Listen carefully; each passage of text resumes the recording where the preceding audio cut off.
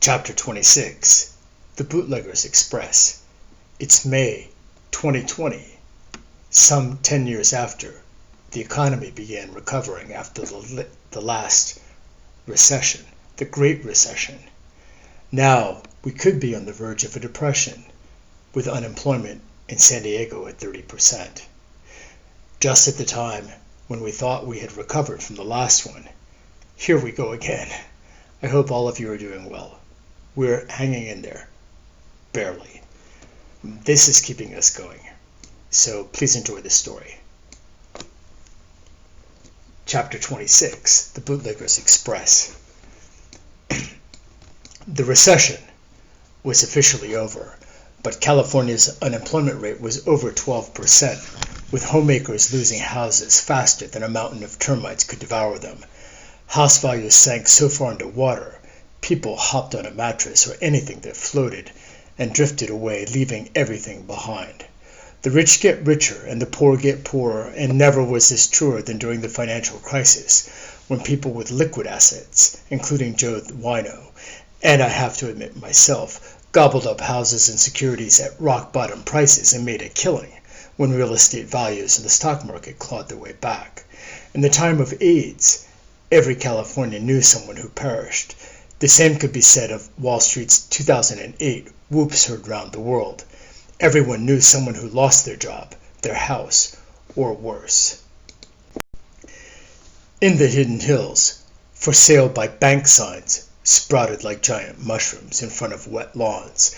The seriousness of the economic downturn hit home when one of those signs appeared in front of our neighbor's Greg's magnificent house. He owned a used car business, and when sales dried up, so did his financial resources.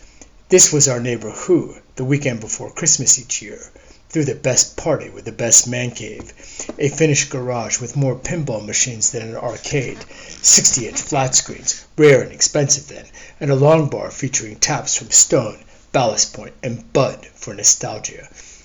He was a man's man, and his wife was Barbie. A few months later, it was all gone. No more pinball. No more beer taps.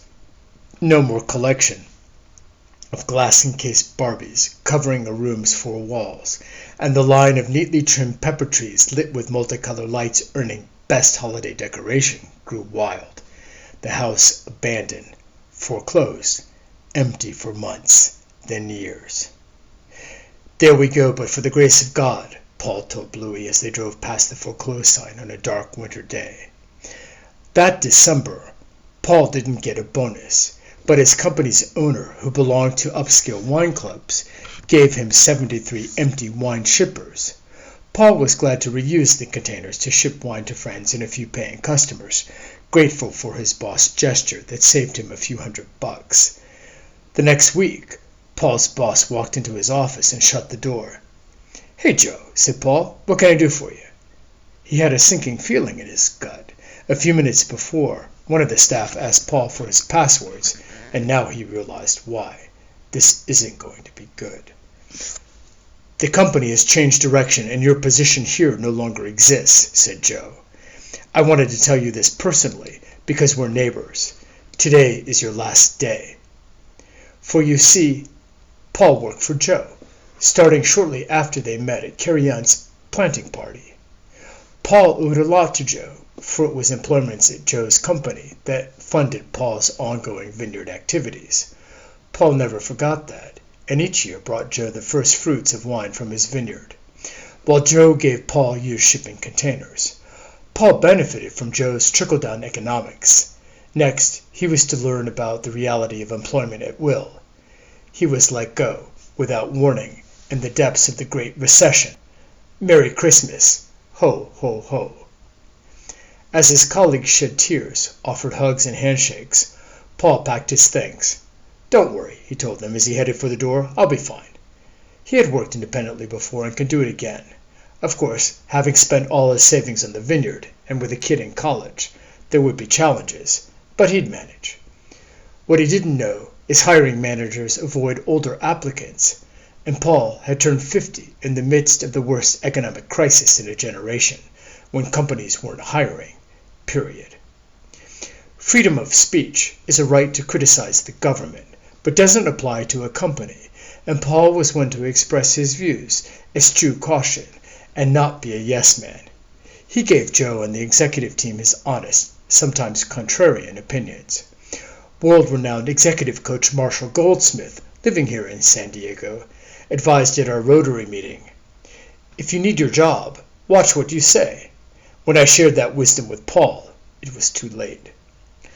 Paul found Sheila in the vineyard raking leaves. "What are you doing home so early? Did you quit?" "Fired. I told you not to trust him. You never listened to me." "Well, let's see if we can earn a living making and selling wine." One door closes, another opens. As indiscriminate as the Black Death, the Great Recession chose its victims, and anyone could lose their job. Janet's brother Mark, Joe's brother-in-law, lost his job in Michigan, and with employment prospects bleak, his sister sent an airline ticket to California to write a new chapter in his life. For someone over 40, not having grown up in San Diego and lacking contacts, Mark answered hundreds of job postings with no response, and on rare occasions when he managed to get an interview, wasn't called back. He began to believe no one wanted to hire a middle-aged man. Janet suggested he work in their vineyard for minimum wage and live in their casita while continuing his job search. Mark's relationship with the grape became intimate as he dove in. Whereas Janet brought a chill to the estate with her icy personality, Mark exuded warmth, took an interest in the mansion's staff and field hands, and made an effort to learn Spanish. When Miguel showed Mark how to tie a knot, set a gopher trap, or graft a vine, he only needed to demonstrate once, and when he learned a word of Spanish, he remembered it, and his vocabulary increased several words a day. And as he worked in the vineyard with Miguel's crew, he learned the slang and idiomatic speech from the furthest corners of Mexico and Guatemala. In the evenings, he listened to Spanish radio programs, watched Telemundo, and streamed Spanish-language movies. For an old dog, learned many new tricks. Within 6 months, he began communicating in the language more effectively than most gringos. During weekdays, Mark was another day laborer in the vineyard, camouflaged by a straw hat. He learned the vine cycle from the shoots of spring to pruning in winter.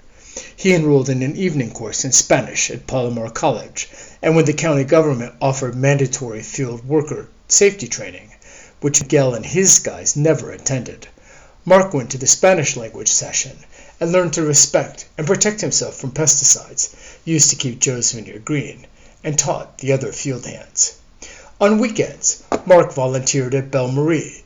During the crush, he carried 42-pound lugs from a refrigerated truck and dumped them into the crusher destemmer, while Mick used his $1 million surgeon hands to extract green leaves from the sharp, swirling blade before they were sliced into the juice. Belle Marie welcomed volunteers to inspire and train future winemakers, and a happy volunteer was a good ambassador.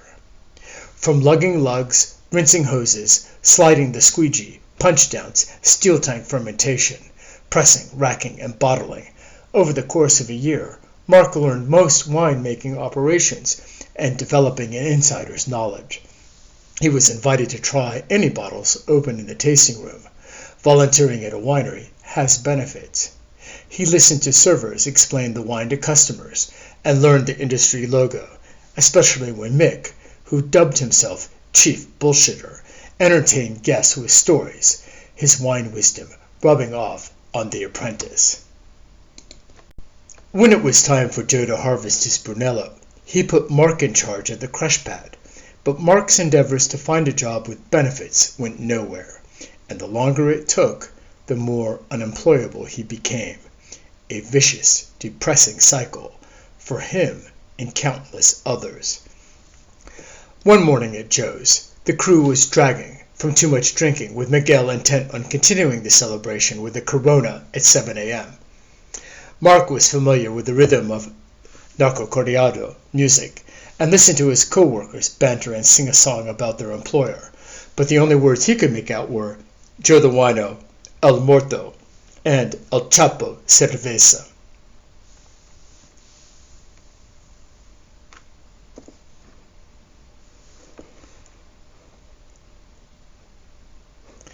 Amigos, vámonos cantina, Mark called out at the end of the day. Be my guest for cerveza. Are you buying? Asked Rodrigo. Sí, Mark replied. Vámonos, said Rodrigo. I'm going to find you a pequito señorita, said Miguel. How about a wife? Asked Mark. Una esposa por la noche, the pirate suggested. Paul joined Mark and millions of others in the ranks of the and underemployed, with a vineyard to care for, a wife and dog to feed, and college tuition to pay. He and Mark met at Joe's Cafe downtown to compare notes and apply to jobs. Neither received a response. They were white whales sucked by the ocean's riptide recession to crash, die, and decompose on Del Mar Beach when they needed a wave of good fortune to carry them out to the deep underwater canyons off La Jolla's coast. Paul reviewed his assets. 47 Phoenix Canaries palms with a future value of $470,000 and present value of zero, less than zero if he paid Miguel's crew to dig them out. Sheila emptied their checking account for those trees. They each had a Roth 401k account whose funds were sacrosanct because they'd need the money for retirement. He had a winery, stocked to the rafters with wine. If he sold it, he'd have enough to pay the mortgage, the next tuition installment, and get by until he found work. They lived a winemaker's version of Disney's animated Sorcerer's Apprentice. The vines entice you to make more wine, but demand all your time, so there's no time to sell it. Soon, cases of wine overflow the winery and fill every room in the house. Joe had 12 acres of land and a tasting room, and though many of his wines couldn't pass Bluey's sniff test, he priced the wine high, and people bought, and the higher he priced it, the more he sold. The tasting room's the thing to catch the wine ka-ching. Paul had a winery license from the federal government, thank you President Obama, and the California government, thank you Governor Schwarzenegger, and he found the federal and state officials he corresponded with surprisingly helpful.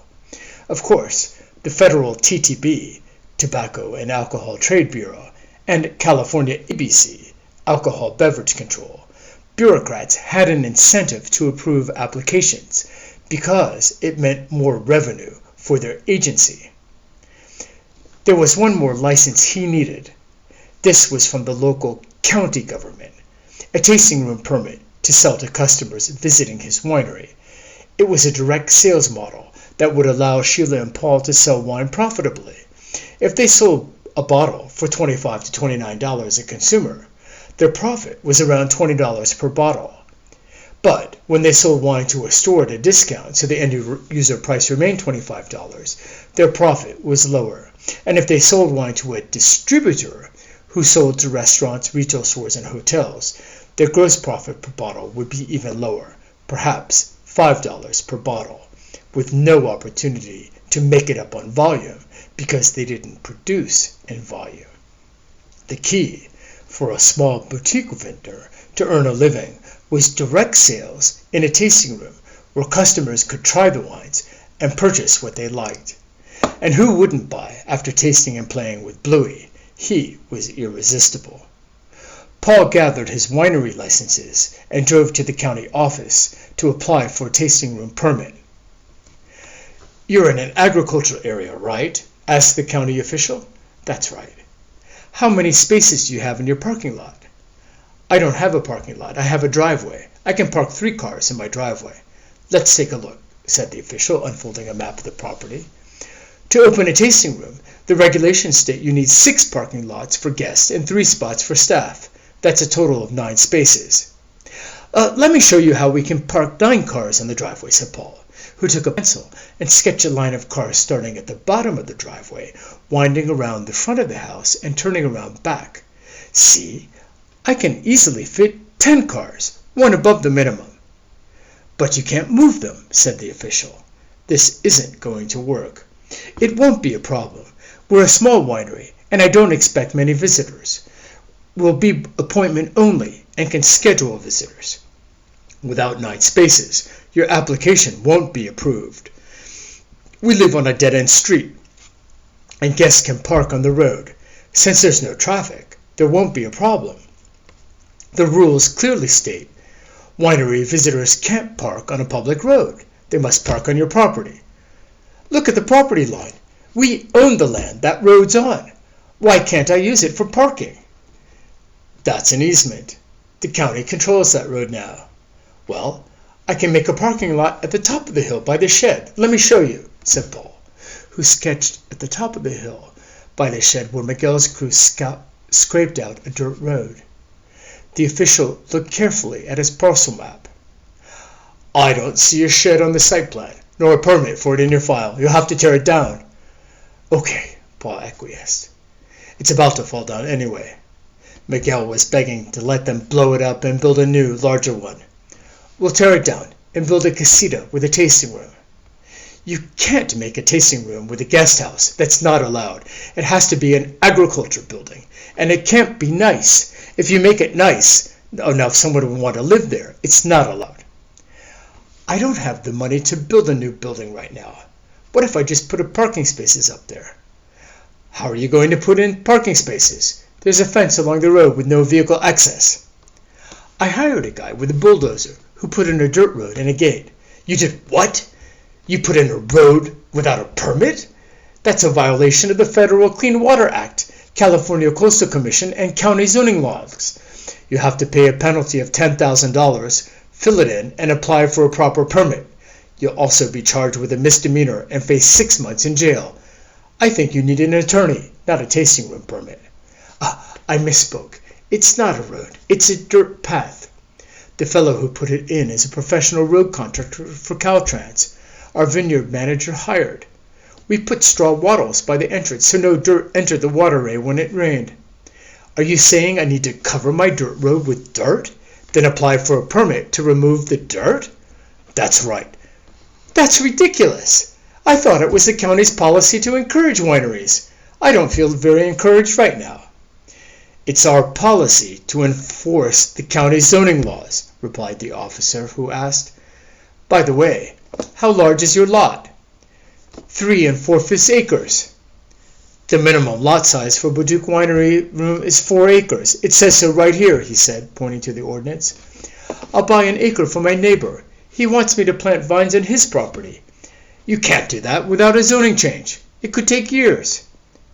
Where are you planning to build your tasting room? Build? I told you, I don't have the money to build a tasting room. I was planning to use the winery as a tasting room. Do you have a bathroom in the winery? Yes. How large is it? 2 feet by 2 feet. That's not allowed. Why not? It's too small for someone in a wheelchair.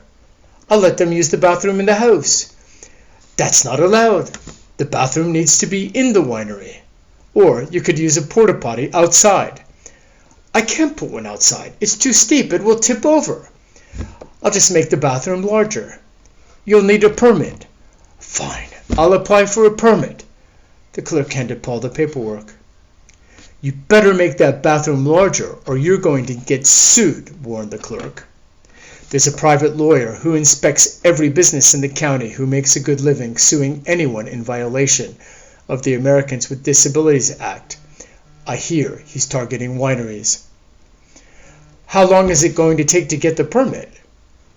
We should be able to process it within a year, replied the clerk. A year? I need to sell the wine now. So, you have wine to sell now?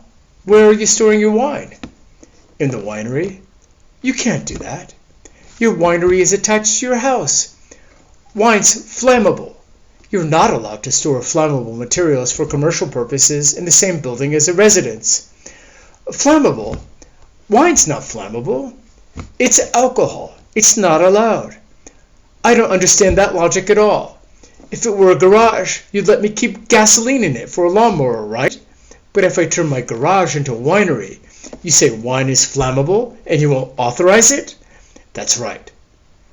Paul could see he wasn't getting anywhere, and instead of making a scene, he decided to focus on selling wine online. All he had to do was sell one case to 10% of Bluey's fans on Facebook. Bluey's fans were spread all over the U.S., including New York, New Jersey, Connecticut, Illinois, Texas, and Virginia, whose state laws forbade him selling direct to Aussie owners. He was required to sell through a wholesale distributor. That sales channel was too long.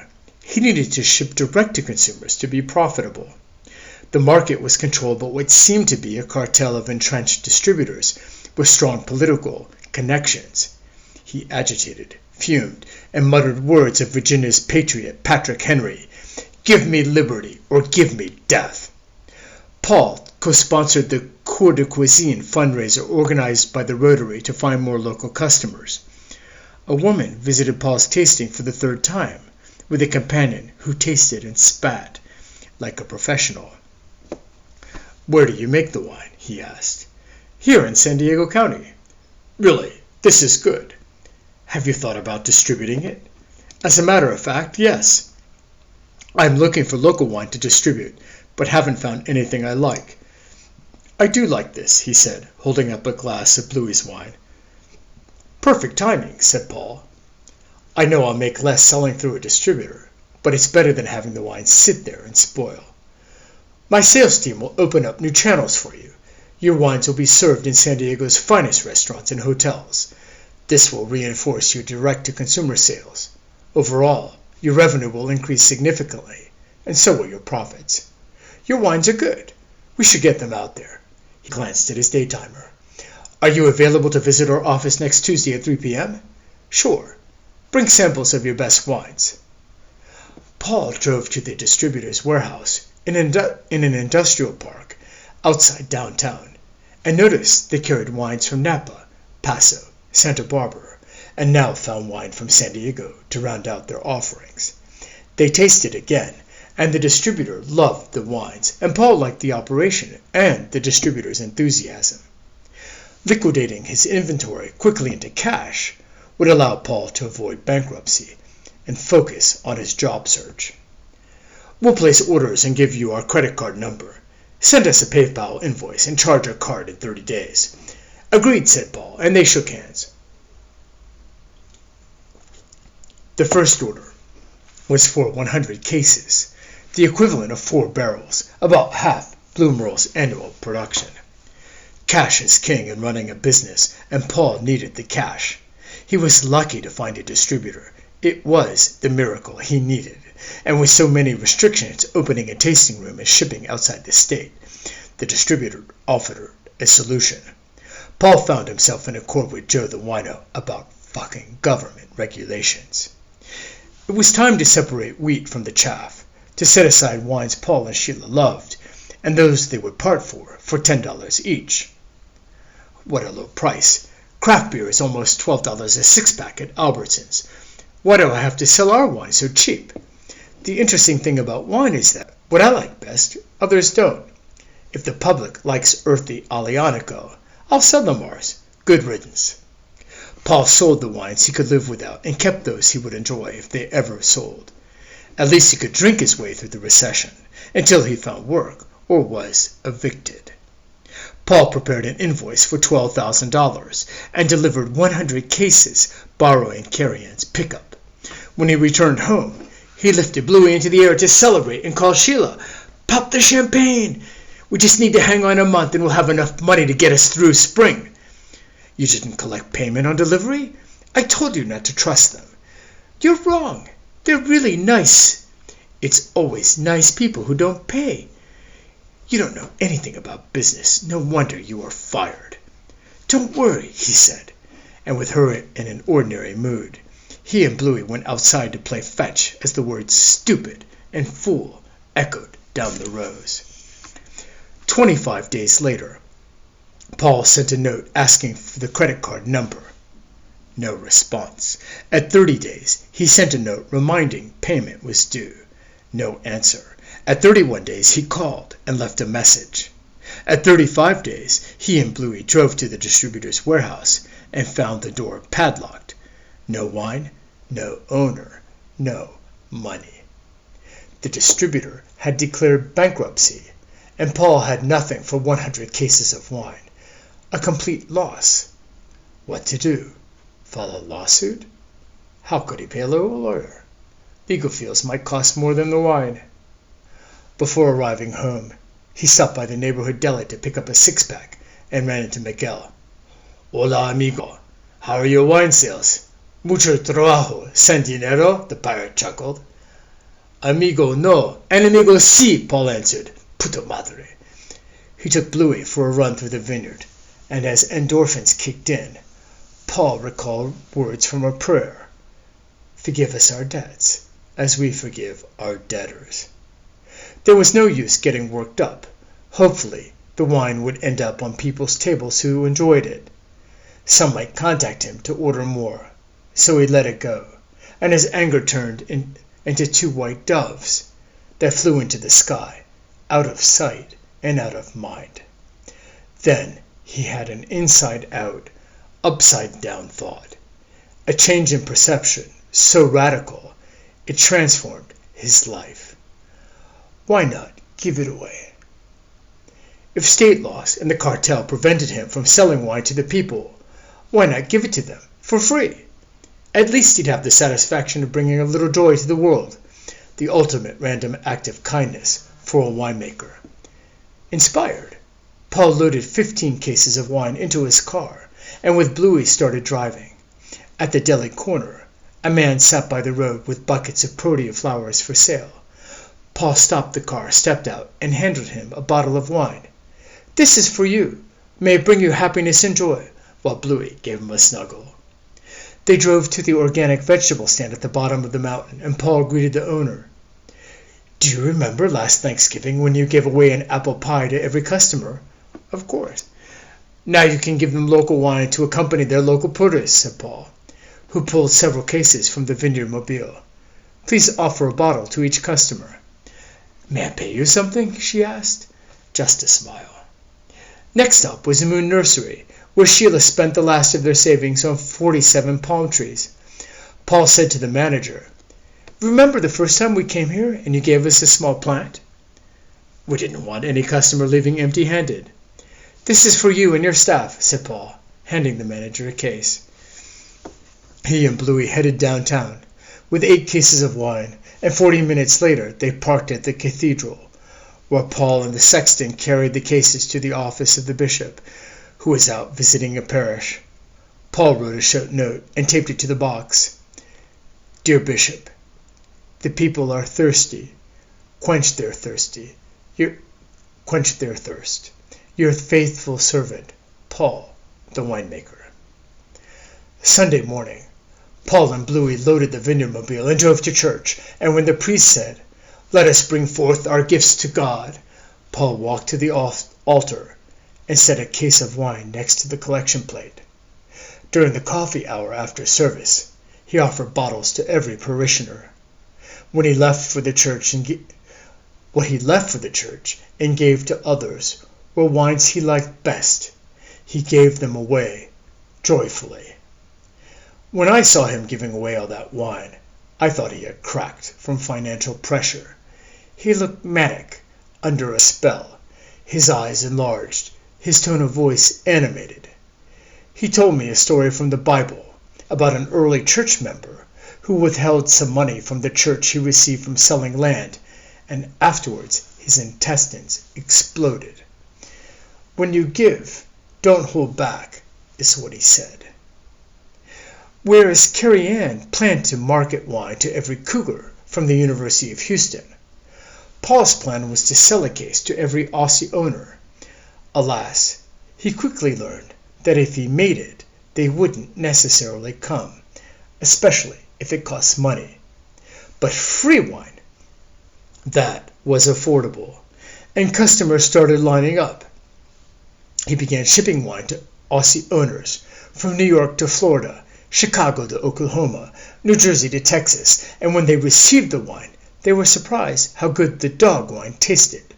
And since Paul technically wasn't selling it, he stayed under the radar of the wine cartel and the National Guard, each state deployed to inspect United Express trucks for illegal wine shipments. When Paul dropped off packages at United Express for Jenny Lee, the shipping clerk asked, "What's inside?" "After school supplies for teachers," he answered truthfully. When asked what's in the box when shipping to non-teachers, he answered, "Dog food." When Sheila saw him loading all those cases into the car, she asked, "How much are you charging?" "As much as they're willing to pay." Not an untruthful answer.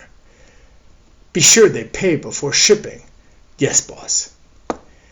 The Aussie fans ordered more and told their friends. Shipments increased, and it wasn't long before one of the delivery drivers dropped a box. A bottle broke, and the bleeding box couldn't be ignored. Paul received a threatening letter from United Express stating he didn't have a license on file to ship wine. Paul wrote back he had a license from the U.S. government, approved by President Obama, and a license from the state of California, approved by the governor, granting him permission to make and sell wine. And the Constitution mandated Congress shall make no law inhibiting freedom of trade between the states. Paul's instinct was to defy the warning. But what if it were followed by a sterner message from the FBI? Paul cursed the wine cartel and the states they control with regulations, preventing him and other winemakers from shipping direct to the people. If United Express is giving me grief about shipping wine, I'll just bring it to them. Bluey, let's deliver wine to the people. Wine made by the people and their dog, for the people and their dogs. Long live the Bootleggers Express! Inspire. He called Mark. "Hey, buddy, I've got a job for you. Will you work for wine?" "I'm already an expert at that. What's in your mind?" When Paul explained his plan, Mark was all in for the cause. Next, they needed a larger vehicle, but how to finance it. With Paul and Sheila's house underwater, a home equity loan was impossible. Worse, his bank called in his personal line of credit, and credit card companies either canceled his credit card demanding immediate repayment or lowered his credit limit, insisting he pay everything above the limit immediately. Worst of all, Sheila was anticipating the revenue from all the wine she saw going out the door, plus $12,000 from the distributor, about whom Paul conveniently neglected to mention was bankrupt. Paul cut every unnecessary expense, bailing water out his sinking house. He cut the cable, telephone, fax line, newspapers, dining out, and all charitable donations, except for wine. He cut Miguel and his crew, maintenance on their house and cars, except for oil changes. But with a mortgage costing several thousands per month, health insurance premiums over $1,500 per month, and basic food, the cuts amounted to monthly savings of hundreds of dollars, not thousands. He pursued a friar's vow of poverty. It still wasn't enough. Life is a sum of decisions, some crucial, some life or death, others less vital, but with serious consequences, such as choosing between bankruptcy protection or paying your debts, telling the truth or a convenient lie, walking away from your house or stop paying the mortgage until evicted. Why pay the mortgage if you got a bad deal? You play by the rules your whole life. You spent as much as you could on the most house you could afford. You paid all your bills, never missing a payment. And you got laid off because your company's owner needed your salary to sustain his lifestyle. What about the Wall Street fat cats who caused this mess? Bailed out by the government and now getting bonuses paid by your tax dollars while you get nothing, on the brink of losing everything you worked for.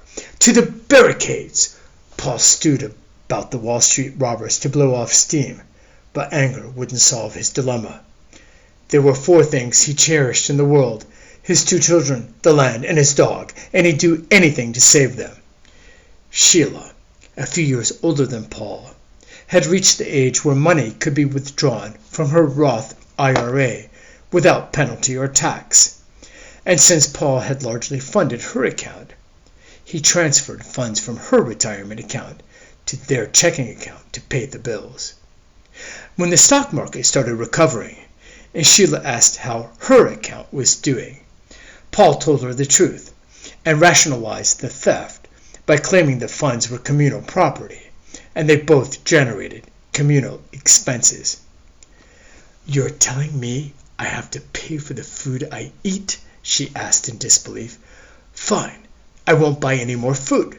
She reminded him it was her vineyard and her house, and he had no right to give away her wine. "When are you going to pay me back, thief?" "When I can, liar." The little house on the mountain stayed afloat.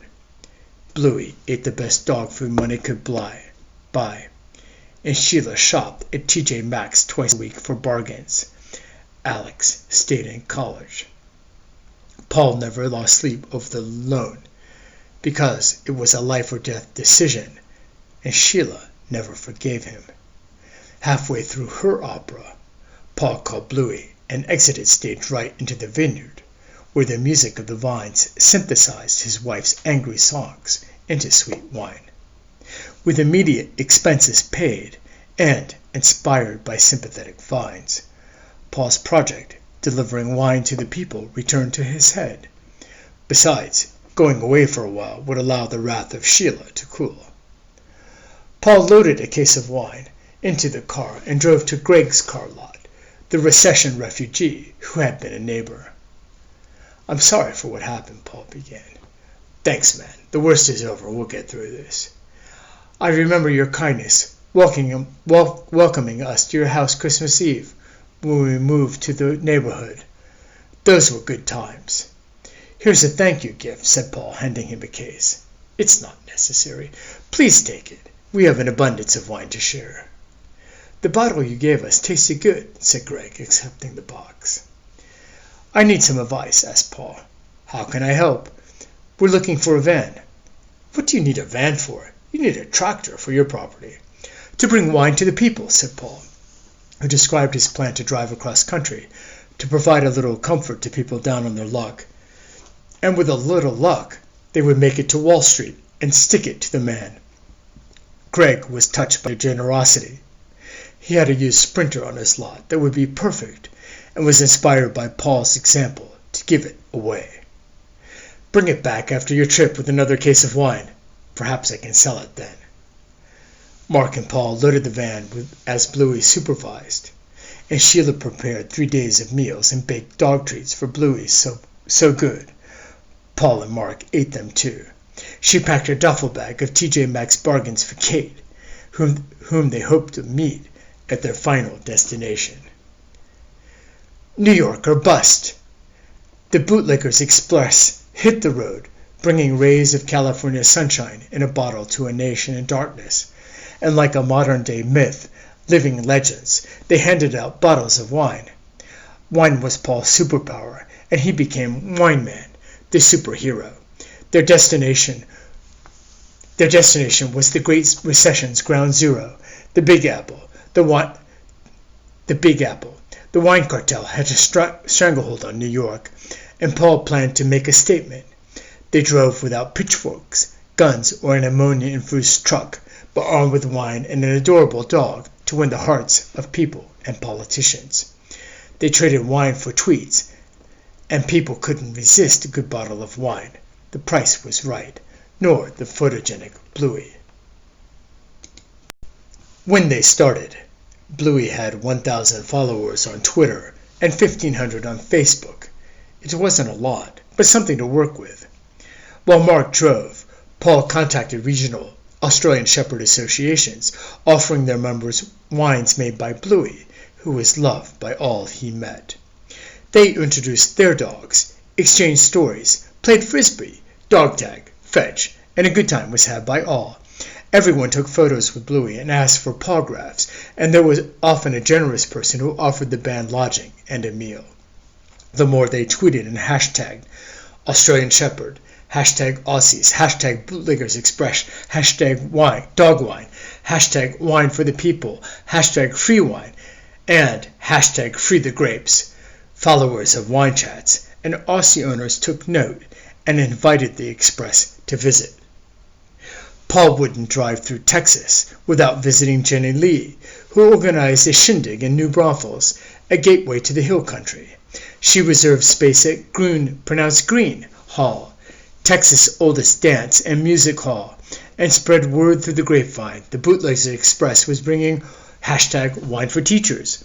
Hundreds showed up from area school districts, many carrying verse to read at the poetry slam, each receiving a bottle from Bluey, who was a hit as one of the judges. They drank Merlotage wine from plastic cups and ate moist brisket, smoked turkey, and smoked sausages from the food truck from Jenna Lee's district. Inspired by the wine and camaraderie, Bluey scribbled on a napkin, stood at the open mic. Paul scribbled on a napkin, stood on an open mic, and recited the ballad of Bootlegger. Bluey is an Aussie with eyes marble blue, long fur with calico patches, mixed grey colors too. He's bred to herd sheep, but a man is his lamb.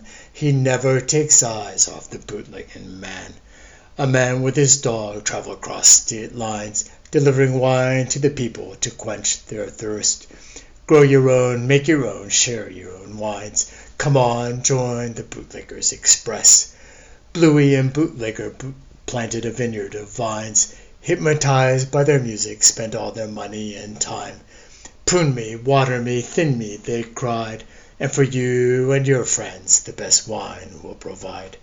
A dog with his man traveled across dry county lines, delivering wine to the people to quench their thirst. Grow your own, make your own, share your own wines. Come, raise your glass with the Bootleggers Express. Shipping wine across state lines is a serious crime. Distribution and laws controlled by cartel. Bootlegger said, my mission is bringing joy and wine to people who are thirsty. Cartel, go to hell. A man and his dog traveled across the U.S., delivering wine to the people to quench their thirst. Grow your own, make your own, share a glass with us. Come on, won't you join the Bootleggers Express? Bluey and Bootlegger drove to New York. Free the grapes, they demanded, of all the states. People joined the movement. On Wall Street they marched. Down fell the cartel. When united they stood. Come on, won't you join the Bootleggers Express? The people are burdened, their thirst we must quench. Be kind as your dog, and soon you will find life on earth is more precious than gold mines and wine. A grizzly geezer approached Paul and stroked Bluey's fur. That's a fine-looking dog you've got there, son. His hair is the color of my stubble. Thank you, sir. I see the resemblance. Here's a bottle of wine, Paul offered. Don't mind if I do. I'll enjoy every sip knowing it's tax-free. Safe travels and good luck, he said, walking away with bottle in hand. Don't you know who that was? Jenna Lee asked a minute later. I live on a mountain without TV and spend all my time in a vineyard. That's Willie Nelson. Let's ask him to record the Ballad of Bluey. And they ran to the parking lot to tackle him, only to see his taillights as he pulled away. Jenna Lee told Paul the career tech department at her district had a commercial printing operation. Why not wrap the van? When Paul explained to the director his intention to march on Wall Street, he agreed to swap the van for a penny and a case of wine. A transformation of the vehicle took shape as the Bootleggers Express in bold letters appeared on the side panel, along with a caricature of Bluey's face, bright blue eyes, an irresistible fang-toothed grin with protruding tongue. The van was adorned with images of grapevines, grape clusters, mountains, and the ocean. Paul also ordered logo caps and t-shirts with Bluey's graphic. Once they had official logo gear, they were in business and started contests on Facebook and Twitter using the caps and tees as giveaways. Wherever they stopped, even more people came out for wine and souvenirs. If Paul had been a good businessman, he would have made more selling Aussie gear than wine. Jenna Lee suggested next time they should see the vineyards and go wine tasting. I'll put it on my bucket list. I'll be back. The Bootleggers Express always delivers, said Paul, and off they went. People from the Kentucky hills came out to see the so-called bootlegger, asking themselves, what kind of Cali city slicker bootlegs wine when the nation needs moonshine. They met Paul, Mark, and Bluey, and when they learned Paul's father was a good old boy who attended college in the nearby hills of Virginia and organized speakeasies for students, the hosts brought their guests to their secret lairs to show them their stills and teach them true moonshining. Paul recalled his sojourn with Mary France and meeting distillers in Normandy who went from farm to farm to turn growers' apples into calvados, eau de vie, the water of life. Home distillation was the way of the world. Why isn't this allowed in the land of the brave and home of the free? Paul, inspired to walk the path of George Washington, the distiller of Mount Vernon, inspired by support from the Bootleggers Express, felt called to an act of civil disobedience. Mark had parked the bootlegger mobile in the hot Texas sun one afternoon and forgot to remove some wine, and solar rays blasting through the windshield achieved the same effect on the wine Jenna had on those poor water bugs. Paul set aside the fried wine for making sangria, but now that he was in the presence of Appalachian distillers, they poured contents from those cases into 20-gallon drum, and the moonshiners fired up their still, and a few hours later they had 3 gallons of 63% alcohol, 126 proof.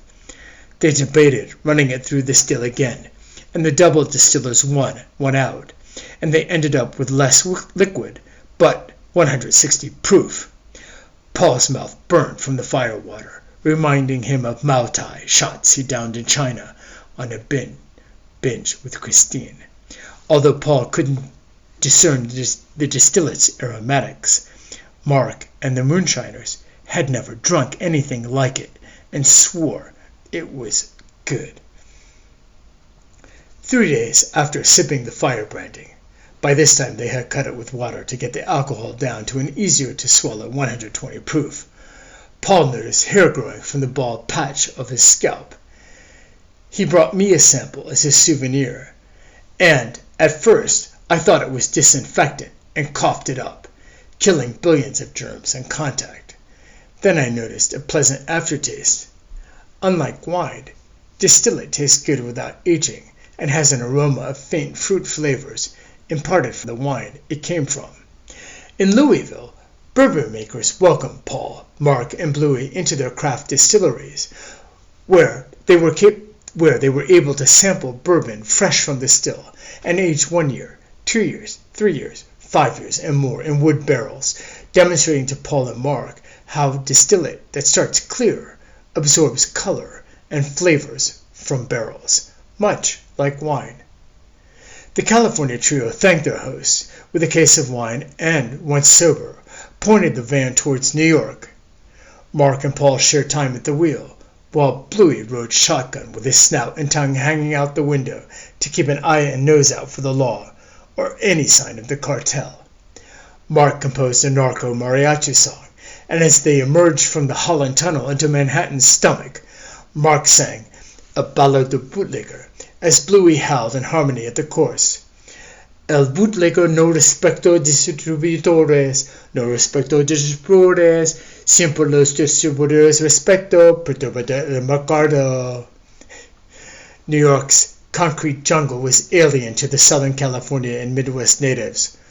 Paul, having lived the last few years rooted to the vines, was an indoor cat exploring outdoor for the first time, like a vine on a cement sidewalk searching for the moist earth. He was on the edge. Was it safe to walk the streets? What do I do if a panhandler asks for money? What to do if Bluey needs to pee? What to do if I need to pee? He lost his hustle and flow.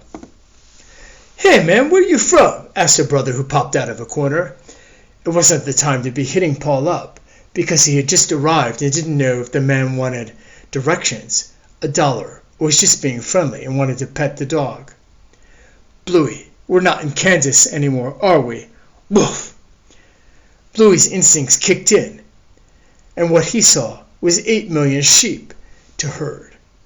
And then there were the dogs, and the bitches. Thousands they found in Central Park, As Bluey ran Paul around the reservoir, the brisk exercise pumped blood through his body, releasing endorphins, and he saw his dog running bare paw in the grass, inviting Paul to do the same. He stopped, pulled his shoes and socks, and ran barefoot in the park, the grass naturally massaging his feet. And as they ran, both dog and man greeted everyone they passed with a hello and a smile. And the more they ran, the barrier of distrust built around Paul. The force field of fear meant to protect, but which made him unsympathetic, crumbled, and his humanity emerged, and his feet began to feel the beat and flow of the city. They passed a church with a sign outside its gate. Justice is the good we do in public. The city vibe was different than the song of the vines, but it was music that pulsated with the rhythm of life, and Paul experienced it through his bare feet, and after he put on his shoes and walked down city sidewalks, the life force of the city pulsed through him. And when a panhandler asked, Are you from here?" "We're all from here, brother," Paul answered. "How are you?" "Can you give me $5? "How about a prayer instead?" And with permission, Paul placed a hand on the man's shoulder and said a prayer for his health and well-being, and then purchased him a meal they ate together. Slowly, surely, inevitably, Paul and Bluey became integrated into the city's beat, and the next time they walked through Central Park, Paul pulled weeds and cleaned leaves from flower beds and was at home. From the park, they walked to Harlem to explore, and outside the Apollo Theater, met a rapper who joined their flow and felt their jive. "Man, you're good," he complimented Paul. "You want to buy my CD?" "No money," said Paul. "I spent it all on women and wine." "No money, no problem," said rapper, holding up a phone and with a credit card swiper. "Would you trade wine for a rap?" Paul asked, pulling a bottle from his knapsack. "Man, I like the way you think." And he broke into this lyric. Guy named Paul thought he knew it all. Grew grapes from vines, turned it into wine. Bootleggers Express got a delivery. What it's gonna be? Wine for the people, not under a steeple. We got no white, no black, only red. Bottoms up, motherfuckers, let's load the cargo bed. Fill a truck with wine, drive across straight wine, don't care about no fines. Written in the Constitution, states can't make no law. Stopping goods from crossing border, I ain't no outlaw.